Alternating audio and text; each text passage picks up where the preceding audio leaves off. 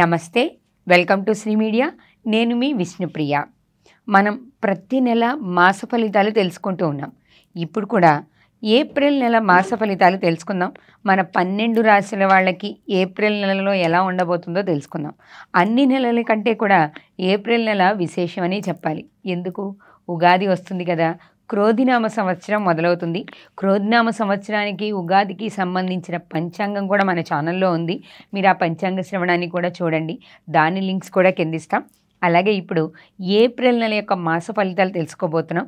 మనతో పాటు ఉన్నారు గురువు గారు రవీంద్రనాథ్ సిద్ధాంతి గారు, వాస్తు జ్యోతిష్య పండితులు. చాలా వీడియోస్ చేశాం గురువు గారితో.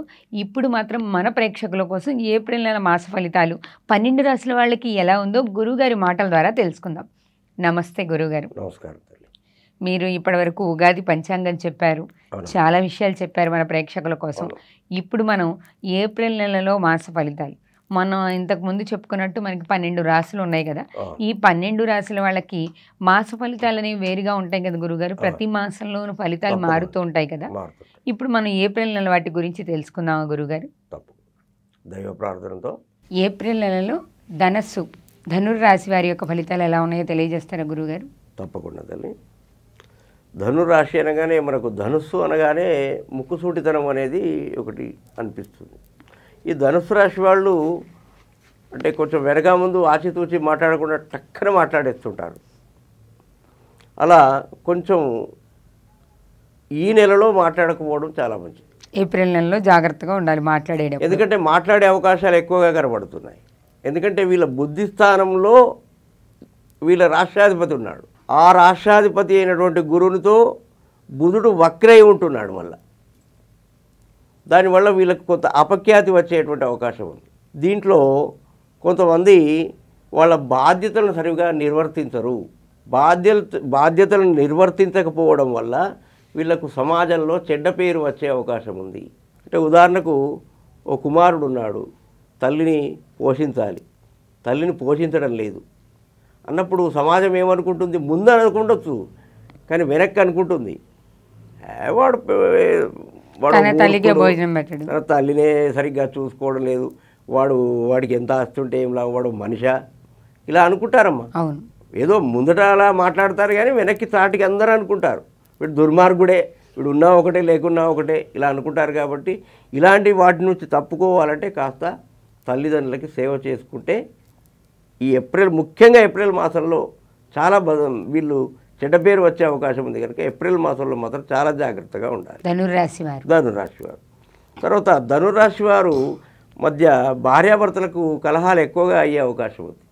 దానికి కారణం కూడా మళ్ళీ తల్లిదండ్రులే.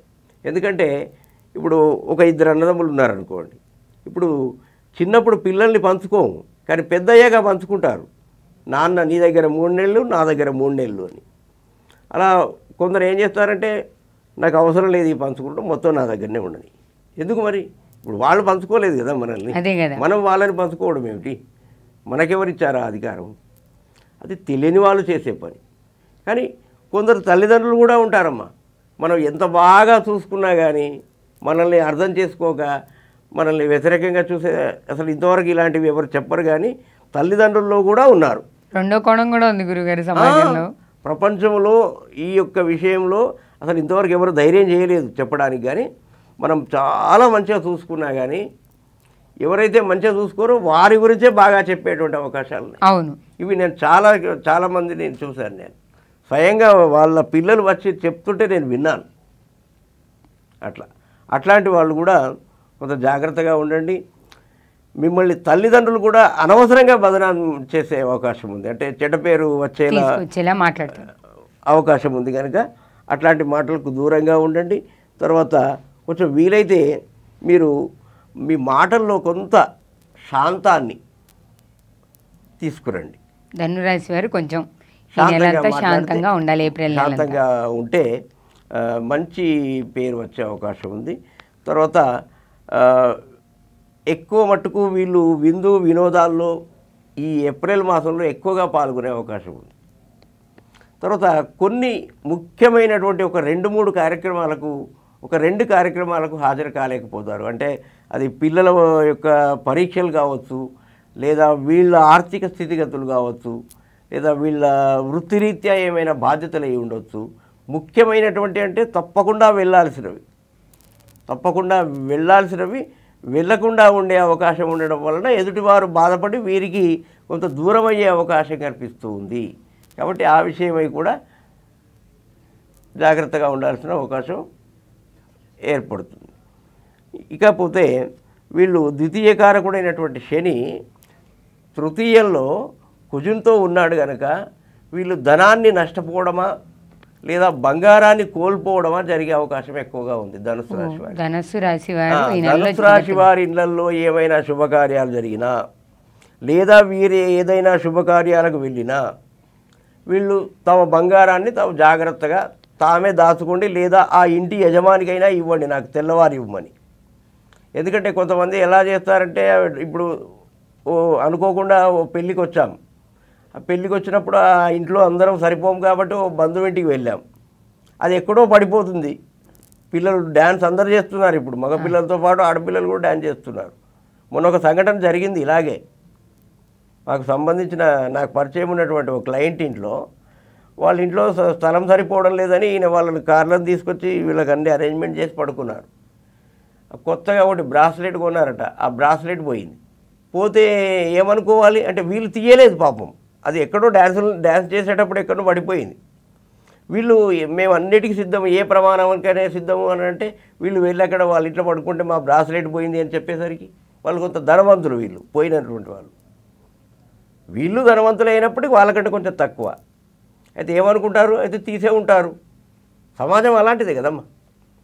ఇప్పుడు ఇక్కడ ఏమైనా పోయిందనుకోండి, ఎవరు వచ్చారు ఈరోజు, ఫలానా వాళ్ళు వచ్చారు, గురువుగారు వచ్చాడు, తీసుకెళ్ళాడు కావచ్చు, అట్లాంటి అవకాశాలు ఉంటాయి. కాబట్టి ధనుసు రాశి వాళ్ళు వాళ్ళ ఇంట్లో ఏవైనా ఫంక్షన్స్ జరిగినా వీళ్ళు ఏవైనా ఫంక్షన్స్కి అటెండ్ అయినా మీరు బంగారాన్ని, మీ విలువైన వస్తువుల్ని, పెద్ద మొత్తంలో డబ్బుని, మీ ఏటీఎం సంబంధిత కార్డుల్ని జాగ్రత్తగా చూసుకోవాల్సిన అవసరం ఈ ఏప్రిల్ నెలలో ఎంతైనా ఉంది. అలాగే మీ చతుర్థ స్థానమైనటువంటి ధనుసు రాశిలో మీనరాశిలో రాహు ఉన్న కారణంగా తరచుగా ఇంట్లో గొడవలు జరిగే అవకాశం ఉంది. అవి బయటపడకపోవచ్చును, కానీ ఇంట్లో మాత్రం గొడవలు జరిగే అవకాశం ఉంది. అది దానికి కారణం స్థలాలు అయి ఉండొచ్చును, పొలాలు అయి ఉండొచ్చును, లేదా ఇతరత్ర మొత్తానికైతే భూమికి సంబంధించినటువంటివి లేదా తల్లిదండ్రులకు సంబంధించి గొడవలు ఎక్కువగా జరిగే అవకాశము ఈ యొక్క ధనుసు రాశి వారికి కనబడుతుంది ఏప్రిల్ నెలలో. కాబట్టి వీళ్ళు ధనుసు రాశి వారు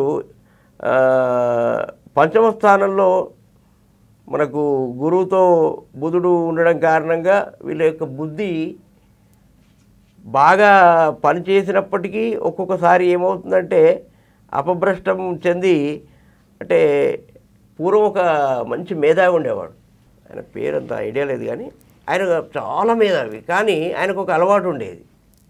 ఏమి అలవాటు అంటే ఎవరింటికైనా వెళ్తే ఏదైనా వస్తువు బాగా కనబడితే అది తీసుకొని తన కోటు జేబులో వేసుకునేవాడు.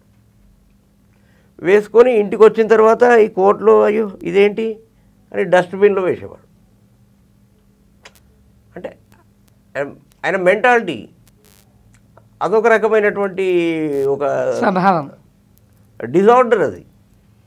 అంటే ఆయనకు దొంగతనం చేయాలనే ఆలోచన లేదు. అంటే ఏదైనా మంచి వస్తువు ఉంటే జేబులో వేసుకోవడం, మళ్ళీ ఇంటికి వచ్చినాక అది డస్ట్బిన్లో పడేయడం, ఈ డస్ట్బిన్ తీసుకెళ్ళి చెత్తలో పడేయడం. అట్లా వీళ్ళు కూడా దుర్బుద్ధి కలిగి ఇతరుల వస్తువులను దొంగిలించే అవకాశాలు ఉన్నాయి ధనుసు రాశి వారు. అంటే అందరూ చేస్తారని అనడం లేదు, కొంతమంది ఎవరో. కాబట్టి అలాంటి ఆలోచనలు కనుక వస్తే దయచేసి ఏదైనా భగవన్నామాన్ని స్మరించి ఆ స్థానం నుండి వెళ్ళిపోయి దూరంగా ఉండండి.